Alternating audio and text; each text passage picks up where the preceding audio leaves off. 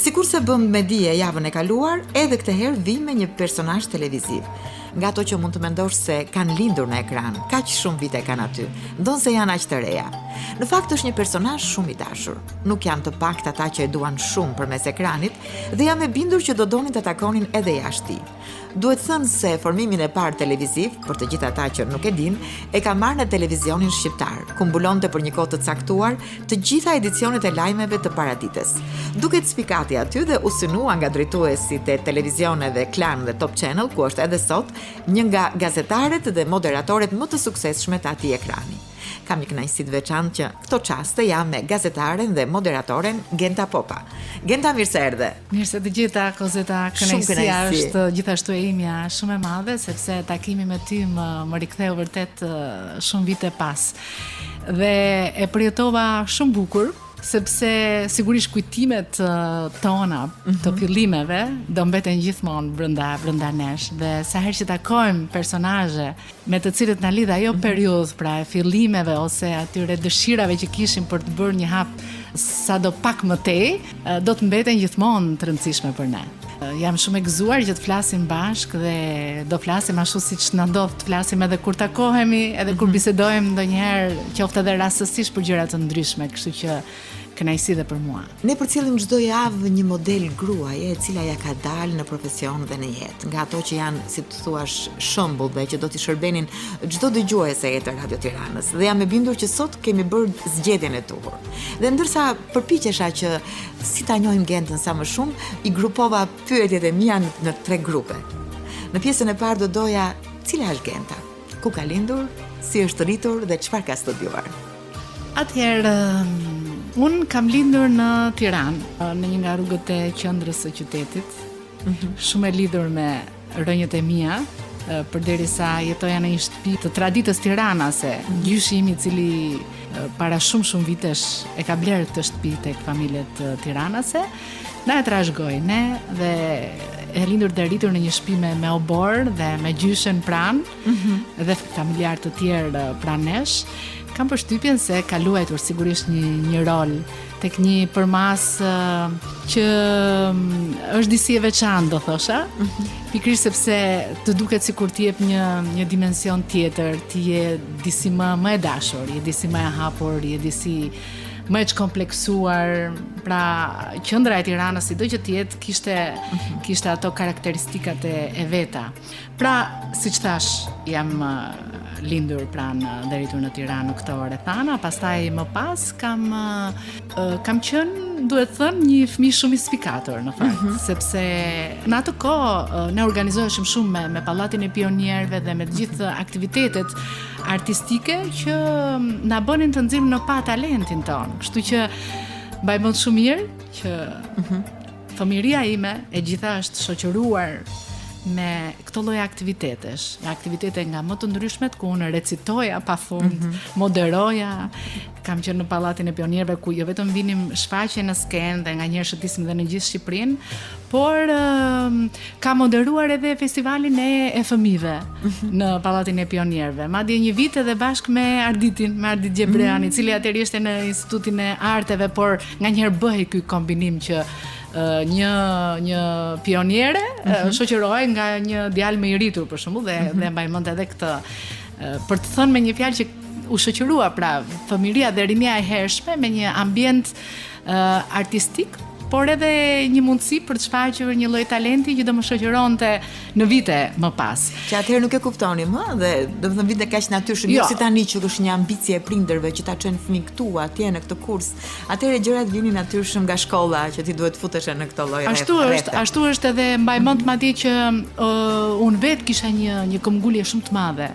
Dhe natyrisht një dëshirë e brendshme që të shtynte drejt asaj. Me sa duket unë e vija re që edhe kur recitoja në klasë midis shokëve ose shoqeve në orën e gjuletërsisë, gjithmonë mësuesja më jepte të bëja komentet ose recitoja para klasës, me sa duket ky lloj talenti, i cili më bënte edhe të ndihesha mirë, ishte aty dhe duke qenë aty më shtynte mua që në mënyrë fare të natyrshme ta ndiqja dhe është e vërtetë që unë i kam bërë vetë këto gjëra. Domethënë prindrit thjesht më linin të lirë, më linin shumë të lirë dhe unë ku nuk shkoja, nuk pushoja asnjëherë, domethënë dhe paralelisht me shkollën bëja edhe këtë të pallat pionierëve. Pastaj për të thënë që çfarë kam studiuar, kam mbaruar gjimnazin Qemal Stafa me rezultate shumë të mira në atë kohë, mesatare pothuajse absolute, me kujtime të jashtëzakonshme, sidomos nga stafi mësueseve atëherë, sepse patëm fatin të edukoheshim nga mësues vërtet me një reputacion dhe personalitet të jashtëzakonshëm dhe një integritet sa profesional aq edhe moral të tyre dhe përfituam shumë dhe mbas gjimnazit pastaj unë kam dashur të studioja për mjekësi, mbaj mend 2 kërkesa kanë qenë për mjekësi, por kjo nuk u realizua dhe një tret ishte për një deg që sapo kishte dalë atëherë më vete tashmë, ishte gjeografi, por me specialitet të dytë historinë. Pra në histori filologji. Me idenë që duke qenë se... Të pëlqente histori gjeografia vetë Genta apo ishe detyruar se nganjëherë shka qenë atë kohë? Jo, nuk isha e detyruar, kisha zgjedhur me logjikën dhe llogarinë që meqense unë ka filluar të aktivizohem në televizionin publik dhe kisha filluar dhe disa prezantime, emisionesh për fëmijë, madje edhe një maraton të vitit të ri që zgjaste 2-3 ditë para ditëve në ditët e vitit të ri dhe ma besuan mua për moderim, pra kisha bërë ca arritje dhe m'ishte krijuar përshtypje duke folur edhe me shumë njerëz dashamirës si më kanë mbështetur në atë kohë nga redaksia e fëmijëve të radio televizionit shqiptar, Dimitër Filto, Vjollca Gaba, Minerva Kumi, më rinë shumë afër dhe më donin shumë dhe më kisha marrë, si thuash, ato orientimi që nëse unë zgjidhja një profil të një studimi të shkencave shoqërore, duke qenë se tamam në ato vite nuk kishte në fakultet një deg gazetarie të mirëfillt, unë mund të alternoja këtë lloj formimi bashkë me aktivizimin në televizionin e kohës dhe të dyja bashkë ato mund të krijonin atë mundësinë që unë më vonë të arria të futesha në televizionin publik, pra ëndra ishte kristalizuar tani në një farë mënyrë, ose le të themi një lloj rrugtimi që mua më duke i natyrshëm, në mos ëndër me fjalë se ëndrat nganjëherë të duket sikur është dhe fjalë e madhe, të duket dhe si Akademinë e Arteve të shkoj mendja që ta të studioje se nga që recitoje bukur, atëherë të shkonte mendja që kush reciton dhe prezanton, mund të shkoj të studiojë në artet. Që është e vërteta, kur neve niseshim për ekspeditat e gjeografisë dhe takimet gjithmonë kur niseshim me autobus jashtë Tiranës, i bënim në qendër aty tek sot sheshi Nën Tereza dhe ishte përpara Institutit Lart të Arteve ose Akademisë, pra mbaj mend që në ato pritje shikoja me shumë zili ata që hynin e dilnin aty. Por ka qenë një mentalitet në ato vite që edhe unë kam mbartur kalimthi, kur ti ishe një nxënëse shumë e mirë në gjimnaz dhe kishe rezultate shumë të mira, u duke sikur, ti po shkon për artet, por domethënë ne mendojmë domethënë që ti ke rezultate shumë të mira në shkollë dhe me një fjalë, me që ke rezultate shumë të mira, mund të marrësh një zanat më impenjativ ose një deg tjetër. Dhe nuk e di, po di që në subkonsciencë e çoja në përmendje, por nuk kam guxuar asnjëherë që ti futem kësaj gjë. Ka qenë vërtet guxim. Do shta dhe gabim, do kishte qenë bukur, sepse për shembull dega e dramës ose e regjisë, kështu do kishte qenë shumë bukur në fakt. Dhe nuk u bë kështu. Shkoi kështu siç e shpjegova, se me sa duket lidhja me televizionin influencoi gjithë zgjedhjet e mia dhe orientimin për atë se si e shikoja unë që do të mund të shkonte e ardhmja. E mban mend herën e parë në televizion, Genta, si ke hyrë në televizionin publik shqiptar? Nuk harrohen asnjëherë gjërat. Megjithatë, domethënë ka disa momente.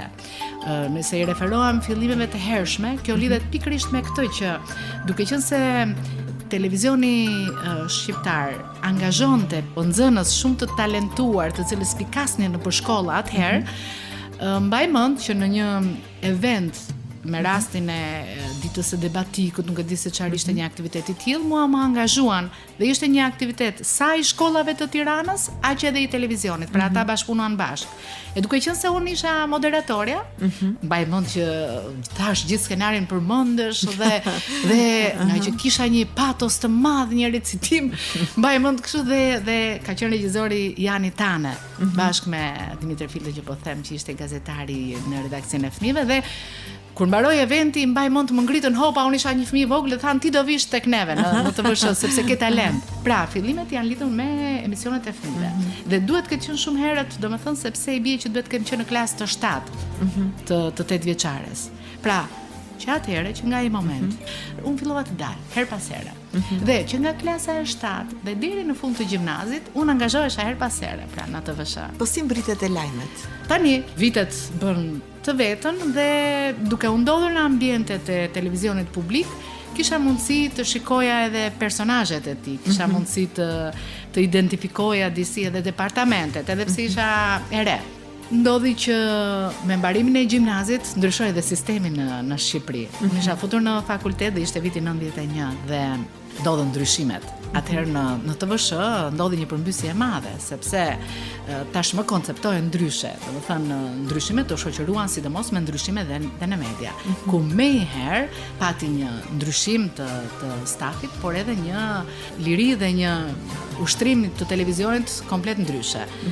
Mbaj mend që disa njerëz u larguan, disa të tjerë erdhën, përmbysje e madhe në televizion. Dhe në fakt përjetoi shumë bukur, sepse dukej sikur edhe po u jepej shansi dhe të rinjve. Mendoj që ata që hyn atëherë dhe mbaj mend ishte Vjoca Vokshi, Reis Çiço, bën një figurë fantastike në TVSH, të them të drejtën.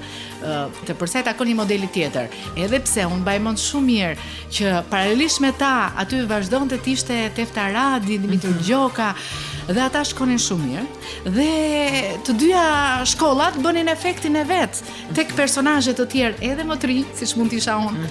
Por duhet të them që edhe pse atëherë u bë një konkurs për lajmet, me ta dëgjuar këtë, mbaj mend ishte bujarkore atëherë. Domethënë po ishin siç thash personazhe, ishin njerëz të televizionit të cilët duke më parë vazhdimisht në përshkallët e televizionit, kishin krijuar një përshtypje për mua dhe në një farë mënyrë donin të gjithë të më ndihmonin.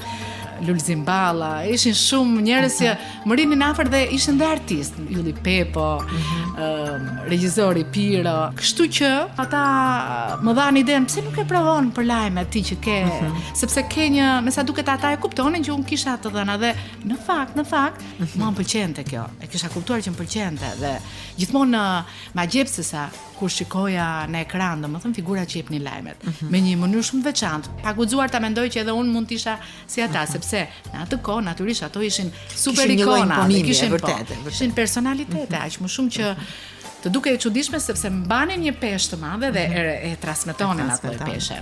Por edhe të rinj që hyn, siç thash, ishin jashtëzakonisht të përgatitur dhe shumë të aftë në ekran. Ç'është e vërteta. Dhe unë e vija re këtë gjë. Dhe doja të rija pranë tyre të mësoja, të më përkranin dhe e vërtet ata u treguan shumë dashamirës. Dhe me sa duket kishte vend për të dyja, përderisa unë siç thash i mbaj mend që ishin të gjithë këta atje.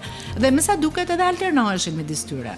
Dhe ishte një gjë e bukur mendoj, dhe ishte një zhvillim pozitiv, aq më shumë që ne të gjithë përjetonim dhe kur ishe edhe në një moshë që sapo po piqeshe, po krijoheshe dhe të mbaj mend që shkonim nëpër ato sheshet, unë mbaj mend në dhjetor shkoja në vazhdimisht, shkonim në qytetin Studenti, ishim me shpresa pozitive, me idenë e një përmbysje, kështu që na dukej se të gjitha gjërat po ndodhin mirë e bukur.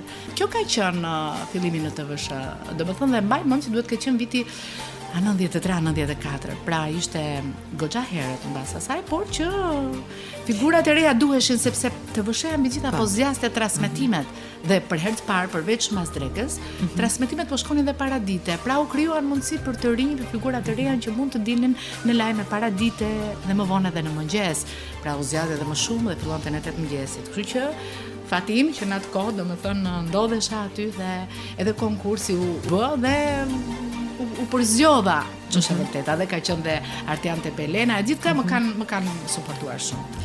Kishte ndonjë model që dohet i ngjaje në atë kohë? Po, patjetër, domethënë po, unë impresionohesha nga figurat e atëhershme, pa diskutim. Dhe, me sa duket, kisha një lloj predispozite që të afektohesha me ta. Por sa që pëlqeja Tefta Radin, po aq kisha filluar të pëlqeja shumë dhe Vjoca Vokshin, Reis Çiçon, Dimitrin patjetër, Dimitër Gjokën, pra i pëlqeja unë këta, i doja. Se ku unë, domethënë doria me kalimin e kohës, nuk di të them, domethënë po di që me të gjitha ata komunikoja dhe përpiqesha atë. Dhe më pëlqenin, po nuk mund të them ndoshta për shembull që doja patjetër kështu apo ashtu. sa që pëlqeja autoritetin tek Tefta për shembull kur jepte lajmet ashtu ikone pa gabushme autoritare. Po aq më pëlqente shumë që për shembull Vjollca Vokshi edhe improvizonte gjatë lajmeve kur ndodhte që një kronik nuk transmetohej, u filluan të përdoreshin edhe një stil tjetër i të thënit të lajmeve, pak më sportiv dukej edhe më. Por domethënë ja, këto ishin ato shembujt e parë dhe unë di që i doja të gjithë edhe ata për fat mirë më sa duket e shikonin këtë dëshirën time të madhe dhe më përkranin, më mbanin afër edhe kam mësuar nga të gjithë. Nga të gjithë kam mësuar. Për të përmbyllur Genta këtë eksperiencë e përvojë të TVSH-s, çfarë mbeti në kujtesën tënde sepse u bën vite që ke ikur nga TVSH-ja? Jam e bindur që njerëzit që përmenda dhe shumë të tjerë, të cilët i kam takuar në TVSH në fillimet e mia, ishin shumë të fokusuar që të mësoni diçka. Dhe dëshira ime ishte që të mësoja. Dhe unë mendoj që një pjesë e madhe prej tyre ishin shumë profesionistë. Kështu që më futën atë dëshirën që unë të kompletohesha për televizionin. Siç thash, edhe gazetarët që në fillim më suportuan në departamentin e fëmijëve, mbaj mend që më bënin biseda pafund, të më tregonin se si unë duhet lexoja shumë. Lexo romane, Genta lexo këtë, lexo atë, domethënë zgjeroje sa më shumë kulturën tënde të përgjithshme dhe përpiqu që të rrisësh sa më shumë dijen dhe kjo do të çojë përpara në atë që bën. Kështu që unë them që kontakti me njerëz të përgatitur për televizion, sepse ashtu ishte formula atëherë, më ka bërë shumë mirë. Dhe aq më shumë që në TVSH, i cili ishte edhe i vetmi televizion publik i kohës, paçka se të them të drejtë gjërat me kalimin e kohës filluan disi dhe të çedojnë nga ajo të themi regjimi i dikurshëm. Por përballja me një regjim televiziv të mirëfillt, edhe nga ana profesionale, e rregullit, e vajtjes, e orarit, e predispozitës e asaj që duhet harrosh gjithçka dhe ti je në televizion aty dhe kjo nuk diskutohet, dhe shumë gjërave të tjera që lidhen me mënyrën se si ti qëndron në ekran, në mënyrën se si flet, në mënyrën. Gjitha këto unë i kam mësuar pranë njerëzve të TVSH-s. Dhe për fat mirë edhe disa kurse u bën atë kohë me net lajmeve, sepse duke qenë se Shqipëria tashmë u hap, edhe mbaj mend vini po, edhe më parë mund të jenë bërë, nuk e di, po në atë kohë kishte një predispozitë, vinin dhe mbaj mend madje edhe nga BBC-a kanë ardhur, madje edhe nga CNN-i.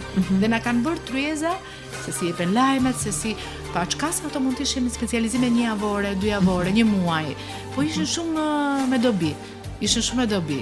Dhe më njëherë pas televizionit publik, Genta fluturon drejt televizioneve private.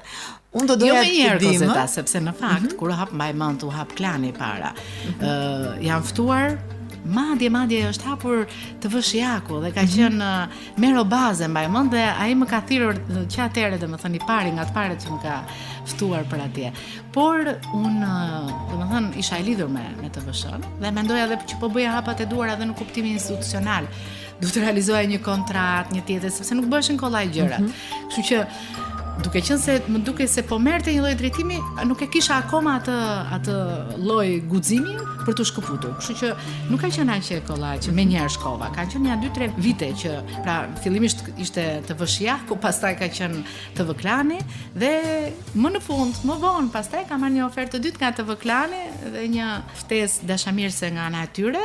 Pastaj kam vendosur që të shkoja tek Klani, edhe për faktin se ata kishin filluar, kishin dalë në ekran. Dhe mua më pëlqente në fakt. Më pëlqente formati i tyre.